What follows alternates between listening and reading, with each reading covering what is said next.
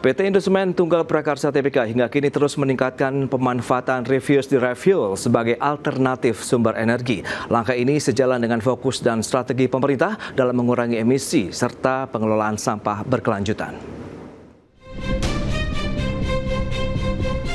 PT Indosemen Tunggal Prakarsa Tbk, salah satu produsen semen terbesar di Indonesia, hingga kini terus meningkatkan pemanfaatan refuse derived fuel atau RDF sebagai alternatif sumber energi. RDF adalah bahan bakar alternatif yang dihasilkan dari pemrosesan sampah kota, terutama sampah yang mudah terbakar seperti plastik, kertas, dan sampah organik. RDF sendiri semakin mendapat perhatian sebagai solusi inovatif dalam pengelolaan sampah dan transisi energi di Indonesia. Apalagi di tengah tantangan penumpukan sampah dan kebutuhan akan sumber energi alternatif yang ramah lingkungan, RDF hadir sebagai bahan bakar hasil olahan sampah non-organik yang dapat dimanfaatkan oleh industri, khususnya sektor semen.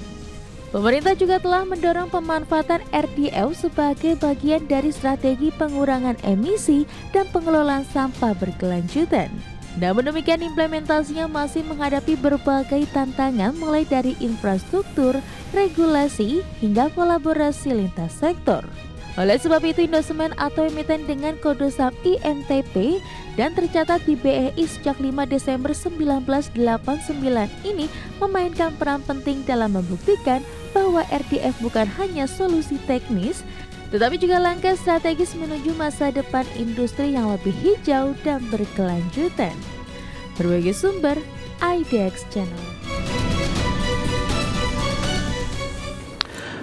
Baik, pemirsa, untuk membahas tema kita kali ini terkait dengan refuse refuel, solusi masalah persampahan di Indonesia, sudah hadir bersama saya di studio IDX Channel Bapak Christian Kartawijaya. Beliau adalah Direktur Utama PT Indosemen Tunggal Prakarsa Tbk. Ya, halo. Selamat pagi Pak Kris. Selamat pagi Pak Pras. Apa kabar? Baik-baik, terima kasih. Terima kasih juga atas kehadirannya. Ini menarik kalau kita bicara mengenai RDF. Mungkin bisa dijelaskan terlebih dahulu kepada pemirsa apa yang melatar belakangi akhirnya Indosemen mengadopsi RDF ini, Pak Kris. Silakan. Ya, memang ini bermula dengan purpose daripada Indosemen itu ada, karena kami pengen menyediakan building materials to build the future. Bukan to destroy the future. Jadi dalam arti untuk membangun masa depan bangsa, untuk membangun negara ini, kami menyediakan bahan material yang ramah lingkungan. Nah, untuk itu tentunya seperti diketahui bahwa untuk membuat semen itu butuh energi yang besar. Di mana 40-50% dari biaya produksi kami adalah biaya energi. Biaya batubara, biaya fuel. Nah, ini membuat kami harus berpikir out of the box, bagaimana menciptakan satu industri yang lebih ramah lingkungan, sedangkan kami butuh energi itu. Nah, mau nggak mau kami mulai pakailah biomas. Nah, kita mulai pakai RDF namanya, Refuse Derived Fuel. Apa itu Refuse Derived Fuel? Ini bermula dari waktu kami dipanggil sama Pemda Jawa Barat dan juga Pemda Jakarta untuk melihat langsung tempat TPA namanya ya, tempat pembuangan akhir dari sampah. Ternyata itu menggunung. Kalau kita melihat di TPST Bantar Gebang, menggunung begitu tinggi seperti gunung. Betul. Nah, itu menjadi salah satu kendala yang harus diatasi oleh bangsa. Nah, itu melatar belakangi Pak Pras. Jadi membuat saya sebagai pimpinan daripada semen, industri semen, saya melihat ini apa yang bisa dilakukan, dan saya studi banding sebetulnya. Saya waktu datang ke Eropa, ke Turki, nah kita melihat di situ, ternyata di mana sampah nih? Kan Eropa relatif negaranya lebih kecil. Nah, di mana sampahnya? Ternyata sampahnya itu dibuat menjadi bahan bakar alternatif untuk industri semen. Nah, di situ yang melatar belakangi Indosemen mulai berkiprah dan mulai memikirkan, yuk kita pakai ini RDF dengan baik. Wow, ini menarik. Lantas sejauh mana juga peran RDF ini dalam mendukung target net zero emission dari Perseroan sendiri, Pak? Ya, jadi RDF itu hasil daripada pengolahan municipal waste, sampah-sampah yang dikumpulkan dari masyarakat. Nah, itu harus diolah, harus dipisah-pisahkan terlebih dahulu antara yang organik dan yang non-organik. Nah, yang organik ini akan menjadi yang namanya kompos. Kemudian yang non-organik ini dipisahkan lagi yang baja-baja. Jadi baja, besi, PVC, nah itu di take out karena itu nilai jualnya beda. Nah, sisanya mesti dicacah gitu loh Pak. Dicacah, dikompres dan sehingga menjadi bahan bakar yang kita sebut RDF. Nah, RDF ini salah satu yang penting perannya karena dia punya kalori ternyata nggak kecil-kecil amat. Sekitar 3.000 CV sampai 3.400. Kalau batu bara itu 4.200 calorific value. Nah, jadi memang lebih rendah sedikit, tapi punya calorific value. Nah, ini yang menarik sehingga kita bisa memakainya dan mengurangi CO2-nya tentunya karbon kan. Jadi karbonnya kita tadi 700, 15 tahun yang lalu, sekarang sudah menjadi 520 kilogram CO2 per ton semen. Jadi sudah ada 25% reduksi daripada CO2 emisi karbon di Indosemen selama 15 tahun ini. Selama saya memimpin di Indosemen, saya melihat ini bisa menjadi game changer yang besar sekali, bukan hanya untuk Indosemen tetapi untuk industri semen dan juga untuk pemerintah untuk menangani sampah. Nah, itu yang kami melihat bahwa ada bagusnya nih. Bahkan pemanfaatannya bisa skala nasional begitu kalau kita lihat manfaat yang tadi bisa didapatkan dengan mengolah limbah-limbah ataupun sampah yang justru tidak terpakai menjadi sumber energi alternatif. Kita akan lihat dan bahas lebih jauh nanti seperti apa sih keunggulan RDF di segmen berikutnya. Kita akan jeda sebentar ya Pak Kris ya. Dan pemirsa, kami akan segera kembali usai pariwara berikut ini. Ya, terima kasih Anda masih bergabung bersama kami dalam Market Review dan kita lanjutkan kembali perbincangan bersama dengan Bapak Christian Kartawijaya, Direktur Utama PT Indosemen Tunggal Prakarsa Tbk. Baik, Pak Kris, menarik. Kalau kita bicara mengenai keunggulan RDF, tadi memang sudah Anda sampaikan juga begitu di segmen sebelumnya. Lantas bagaimana kalau kita sandingkan dengan waste to energy begitu? Apakah memang ada keunggulan yang membuat akhirnya RDF menjadi pilihan begitu dari Indosemen sendiri? Ya, saya percaya namanya WTE, waste to energy, dan WTF, waste to fuel. Dua-duanya mesti berjalan beriringan. Tapi memang bedanya apa? Kalau RDF atau waste to fuel, ini investasinya jauh lebih murah. Kenapa? Karena kan kita sudah ada industri semen yang punya tungku, nggak usah investasi lagi. Karena kita udah punya semacam big incinerator, tungku pembakaran, dan tungku ini cukup spesifik. Karena kenapa Pak Pras? Karena hawa panasnya kita tangkap lagi semuanya. Kemudian kalau ada bahan pembuangannya pun kita gunakan menjadi bahan bakar, bahan baku, debu-debunya kita tangkap lagi, karena bisa jadi bahan baku juga. Nah, ini yang unik dari semen. Jadi tentunya WTE dibutuhkan nggak? Pasti dibutuhkan untuk negara ini. Karena industri semen itu kan lokasinya tidak semua daerah punya industri semen. Tahu industri semen, ada lokasi-lokasi pembuangan sampah yang jauh dari pabrik semen, tentunya susah. Kalau kita bawa jauh all the way, ratusan kilometer, datang ke pabrik semen, mahal di ongkos Pak.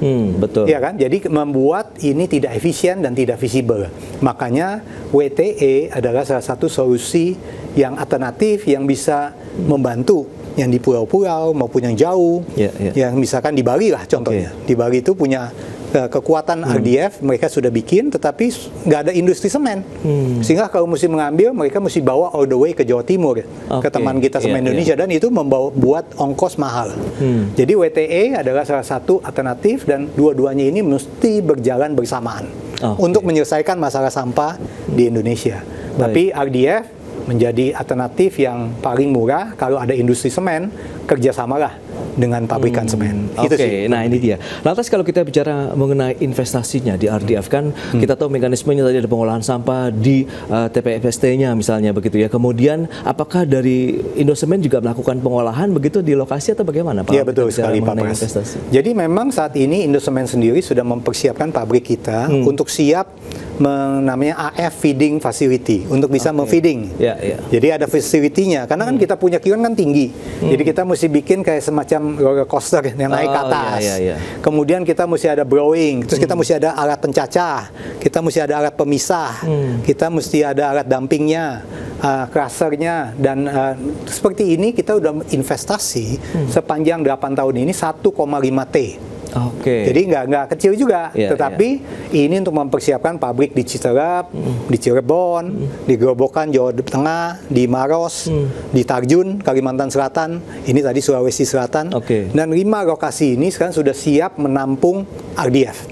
Dan satu hari bisa 6.500 ton per hari tersebar di berbagai tempat. Jadi bisa dibayangkan Pak Pras, kalau dikali 3 ini 6.500 kali 3 kurang lebih 20.000 ton sampah tiap hari yang bisa diolah sama pabrik-pabrik Indosemen di 5 lokasi. Baik, 5 lokasi dengan investasi sekitar 1,5 triliun rupiah begitu yang sudah dibenamkan. Nah, kalau kita bicara mengenai tantangan terkait dengan regulasi, kemudian kebijakan-kebijakan dari sisi pemerintah begitu untuk pemanfaatan RDF sendiri bagaimana? Atau justru dukungan diberikan langsung dari pemerintah? Tentunya dukungan sangat kuat, tetapi memang ada birokrasi tertentu yang kita harus lewati.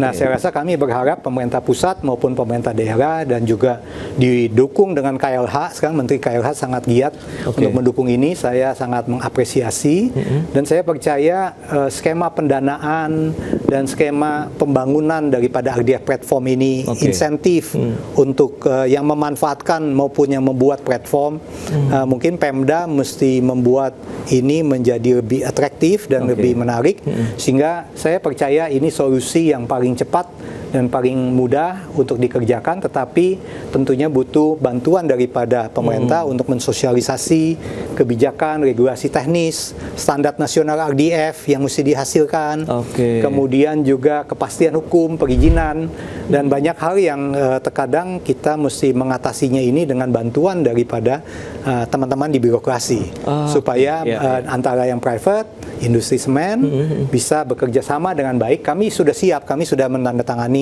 banyak sekali gitu ya, tetapi kita butuh kemudahan-kemudahan, kelincahan supaya ini bisa terjadi, karena ini kan menangani waste. Betul, fleksibilitas begitu yang diharapkan begitu ya Pak Christian. Nah, kalau kita bicara mengenai bottleneck-nya nanti, apakah memang di pemerintah pusat atau di pemerintah daerah kalau kita bicara mengenai regulasi tadi, sehingga diharapkan ada sinergi juga nih pusat dan daerah begitu Pak Christian? Jadi saya pikir kedua-duanya penting. Dalam arti tentunya kami industri semen juga mesti mempersiapkan AMDAL yang baik, studi lingkungan yang baik, dan sangat penting krusial terutama pemerintah daerah yang lokasinya dekat dengan industri semen untuk bekerja sama dengan aktif dengan industri-industri pabrikan-pabrikan semen ini, sehingga pabrikan semen ini mulai memikirkan ekosistem RDF ini menjadi bisa bekerja sama dan bagaimana ngangkutnya. Dan ini kan RDF itu cukup unik Pak Pras, karena kenapa? Karena light, enteng, tapi bulky. Jadi bagaimana pentingnya dipres dan lain-lain ya. Nah, ini yang membuat Pemda, kabupaten dan kota butuh sekali agile, lincah, supaya bisa menyelesaikan masalah-masalah dengan industri semen terkait gitu ya.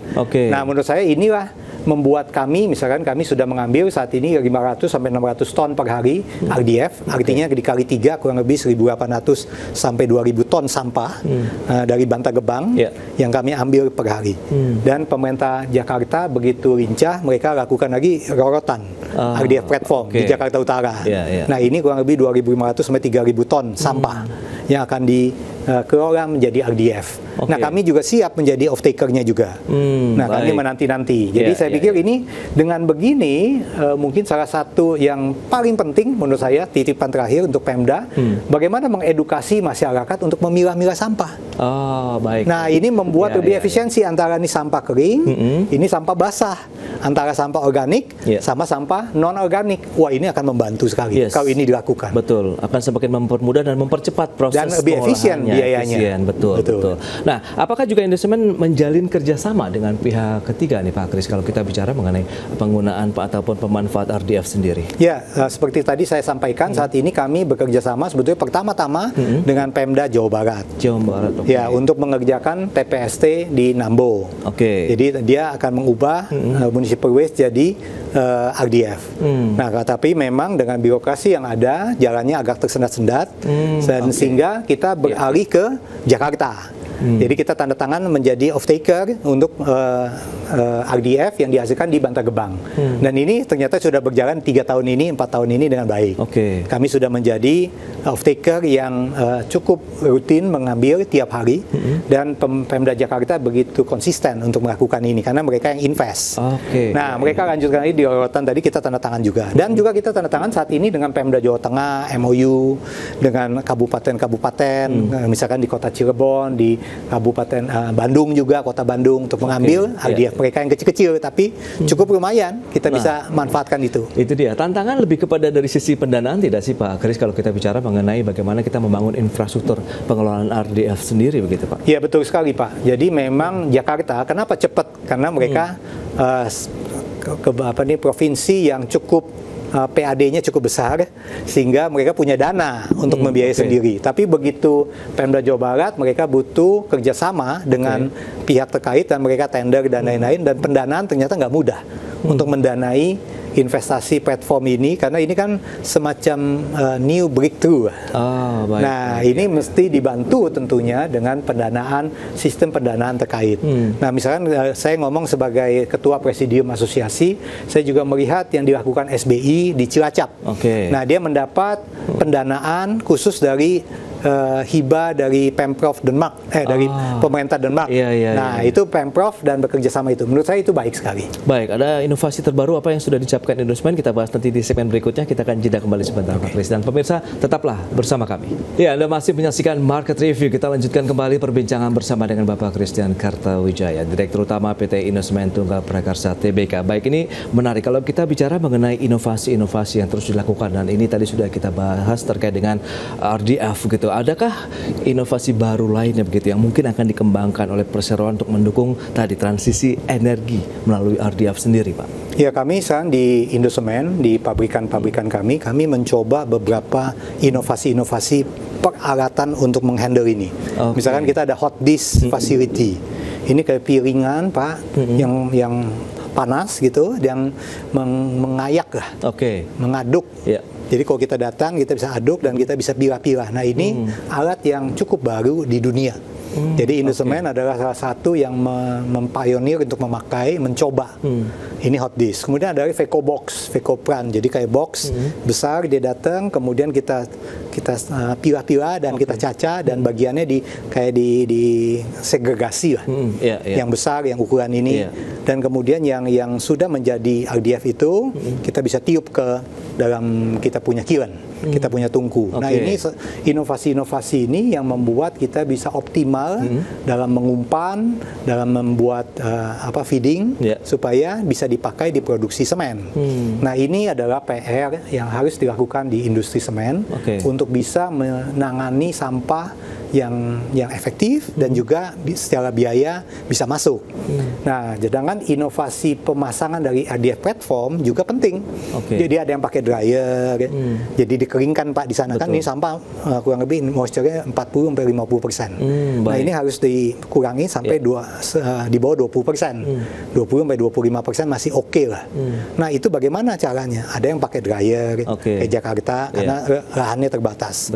Tapi di Jawa Barat lahannya gede, sehingga mereka bisa memakai namanya membran, ditutup gitu Pak. Jadi ini membuang moisture dan juga odor, bau, dan itu membuat solusi-solusi yang butuh inovasi. Gitu. Nah, visi jangka panjang dari Indosemen sendiri melihat dari pemanfaatan RDF seperti apa? Karena kan ini kaitannya dengan keberlanjutan, bagaimana proses juga dari perseroan untuk mendukung, bagaimana lingkungan kita tetap terjaga begitu, permasalahan sampah bisa terselesaikan di sana, Pak. Ya, menurut saya ini sangat kunci utama RDF ini, solusi game changer untuk bangsa dan juga untuk industri semen.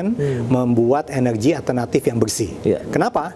Karena selama ini kami sebetulnya sudah memakai RDF sejak 15 tahun. Bukan RDF, bahan bakar alternatif. Tapi dulu kita pakainya banyakkan biomas. Sampai saat ini juga biomas 70-80%. 20-30% baru RDF. Tapi saya melihat biomas itu tergantung masa panen. Ada seasonal. Tiap 3-4 bulan banyak suplainya. Habis itu nggak ada 2 bulan, 3 bulan. Habis itu ada lagi. Kita pakai bonggol jagung, pakai sekam padi. Nah, ini semua seasonal. Cangkang, kelapa sawit. Nah, semua seasonal. Tetapi kalau RDF itu nggak ada seasonnya. Terus-menerus ada. Karena sampah. Dan ini butuh diketangani. Nah, itu membuat RDF menjadi salah satu solusi yang berkelanjutan, saya sebut. Oke. Penting sekali. Dalam 10 tahun ke depan, kalau Anda lihat juga ini, Pak Kris, Anda melihat transformasi industri semen begitu untuk kontribusinya dalam ekonomi hijau di Indonesia. Kalau tadi memang ini bisa menjadi solusi yang jangka panjang lah bagi tidak hanya untuk perusahaan-perusahaan semen, bahkan untuk Indonesia sendiri pun. Nah, 10 tahun ke depan Anda melihat untuk ekonomi hijau dan juga bagaimana peran industri semen sendiri seperti apa, Pak? Menurut saya ini sangat penting, sangat hakiki untuk bisa ditangani, dan saya apresiasi sekali dari KLH sangat melihat ini menjadi game changer yang penting. Nah, itulah sebabnya saya berharap Pemda dan industri semen kita bisa bersama-sama bekerja sama dengan bantuan dari KLH untuk mempermudah birokrasi-birokrasi yang ada, karena semen sudah menyiapkan incinerator tungku yang besar, investasi menjadi jauh lebih murah. Tetapi memang lokasi mesti tidak jauh-jauh, 100 km, 150 km, mungkin paling jauh 100 km lah, supaya bisa visible. Nah, jadi di dalam radius 100 km, Pemda-Pemda, ayo kita kerjasama dengan pabrikan-pabrikan. Menurut saya, pengolahan sampah bisa kita eliminasi dengan membuatnya menjadi bahan bakar alternatif kalau ini ditangani dengan serius. Nah, berarti kan memang perlu ada mekanisme insentif lah di sana, Pak Kris. Nah, ini kira-kira apa yang dibutuhkan? Mengingatkan sudah banyak investasi yang dikeluarkan, kemudian terbukti pun hasilnya juga bisa meningkatkan produktivitas baik dari perseroan, kemudian bisa mereduksi jumlah gunungan-gunungan sampah begitu di Indonesia. Ya, itu saya kembalikan kepada pemerintah. Apakah ada stimulasi fiskal, misalkan super deductible tax yang kita bisa pakai, atau juga bisa dalam bentuk nanti kalau ada carbon tax diintroduce, mungkin ini salah satu faktor yang bisa dimasukkan komponen-komponen ini, dan kemudian juga berkenaan dengan edukasi daripada masyarakat yang bisa memilah-milah sampah. Ini mungkin mesti dikasih semacam insentif tertentu untuk masyarakat itu, dan ini butuh langkah terobosan yang besar bersama-sama, baik dari segi industri maupun dari segi kebijakan pemerintah. Oke, baik Pak Kris. Terakhir, optimisme Anda ke depan begitu terkait dengan perseroan dan juga pemanfaatan RDF sendiri sebagai alternatif energi?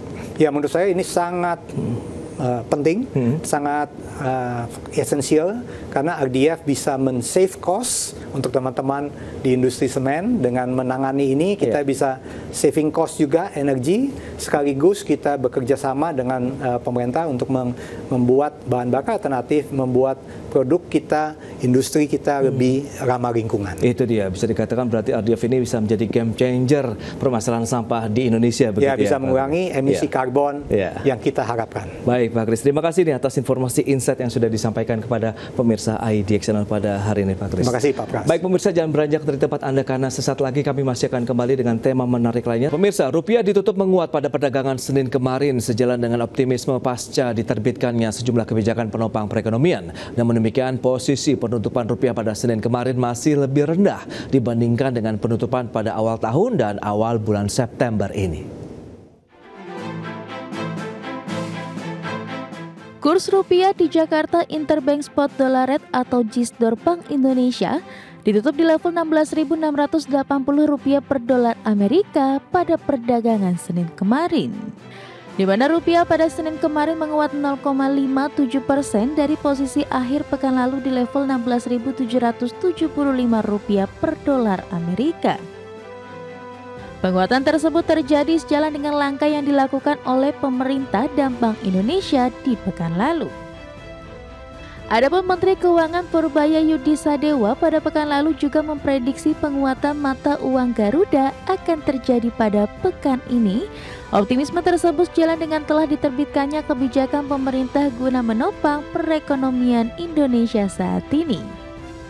Mungkin pertengahan minggu depan juga udah balik. Ini kan kita baru konferensi pers sekarang, Anda baru kebaca koran nanti sore, market udah tutup kan. Senin baru mulai ini, Selasa, Rabu sudah balik ke level yang ini. Namun demikian, posisi penutupan rupiah pada perdagangan Senin kemarin masih lebih rendah dari posisi awal September 2025 di level Rp16.463 per dolar Amerika. Apalagi jika dibandingkan dengan posisi awal tahun 2025 yang kala itu masih bertengger di level Rp16.236 per dolar Amerika. Dari Jakarta, Raharjo Patmo, IDX Channel. Ya, pemirsa, untuk membahas tema kita menarik hari ini, depresiasi rupiah ancam ketersediaan bahan baku industri. Kita sudah tersambung melalui Zoom bersama dengan Bapak Danang Girindra Wardana, Dewan Pakar Asosiasi Pengusaha Indonesia Apindo, kemudian juga Bapak Heri Gunawan, Direktur Next Indonesia Center. Langsung saja kita sapa ini. Halo Pak Danang, apa kabar Pak? Pagi Mas Pras, sehat selalu. Baik, terima kasih atas waktu yang disempatkan. Pak Heri, apa kabar Pak? Baik, selamat pagi Mas Pras. Ya, selamat pagi. Terima kasih atas waktu yang sempatkan. Sebelum membahas lebih jauh, Pak Heri mungkin bisa mereview ya terkait dengan pergerakan nilai tukar rupiah kita saat ini. Bagaimana dari pandangan Next Indonesia menyikapi kondisi saat ini? Apakah memang ya pelemahan ini berdasarkan memang karena tekanan yang hanya bersifat sementara saja, atau dari sisi fundamental Anda melihat ada insight yang lain ini, Pak? Silakan. Ya, terima kasih. Selamat pagi Pak Danang, Pak Giri. Menurut saya tuh gini, yang pertama harus kita lihat itu adalah bahwa kalau kita lihat asumsi APBN, itu kita jangan plek-ketiplek gitu ya. Misalnya gini, asumsi APBN itu kan rupiah itu ada di posisi 16.000 ya. Oke. Nah, itu dalam 25 tahun terakhir, kami selalu udah pernah riset itu rata-rata deviasinya terhadap realisasi itu sekitar 3,6%. Jadi artinya kita harus diskon tuh yang dibuat oleh asumsi APBN itu kita diskon sekitar 3,6%. Jadi kalau dibilang 16.000 ya mungkin kira-kira sekitar jadinya 16.400 lah. Nah, persoalannya yang sekarang itu rupiah ini sudah sampai pada jauh melampaui standar deviasi itu, bahkan sudah sampai 16.700. Nah, ini kan sebenarnya yang terakhir itu kalau rupiah itu kan memang digerakkan oleh ya rata-rata digerakkan oleh inian aja tingkat apa namanya pasokan dan permintaan. Jadi supply and demand. Nah, untuk yang terakhir kali ini kan ada accident menurut saya ya. Accident itu adalah ketika bank-bank himbara itu menaikkan suku bunga deposito falas itu menjadi 4% yang kemudian kebijakan itu ditarik kembali. Nah, itu kan yang terjadi kemudian orang-orang yang punya duit itu melakukan konversi. Dananya yang di bank himbara itu dalam bentuk rupiah yang kemudian dikonversi menjadi falas untuk mendapatkan margin yang lebih besar lewat tadi imbal hasil 4% itu. Karena bukan apa-apa, kita beriringan nih, Bank Indonesia baru saja menurunkan suku bunga Bank Indonesia itu bersamaan juga setelah itu The Fed juga menurunkan. Jadi artinya faktor suku bunga acuan dari bank sentral itu relatif tidak berpengaruh gitu ya. Karena juga The Fed menurunkan suku bunga gitu. Nah, tapi menurut saya itu ada shock. Market kaget ketika tiba-tiba Bank Himbara itu menaikkan suku bunga falas itu deposito menjadi 4%. Sehingga orang berlomba untuk mencari gain di situ. Nah, inilah jadi sebenarnya ini sudah melampaui standar deviasi yang rata-rata 3,6% tadi.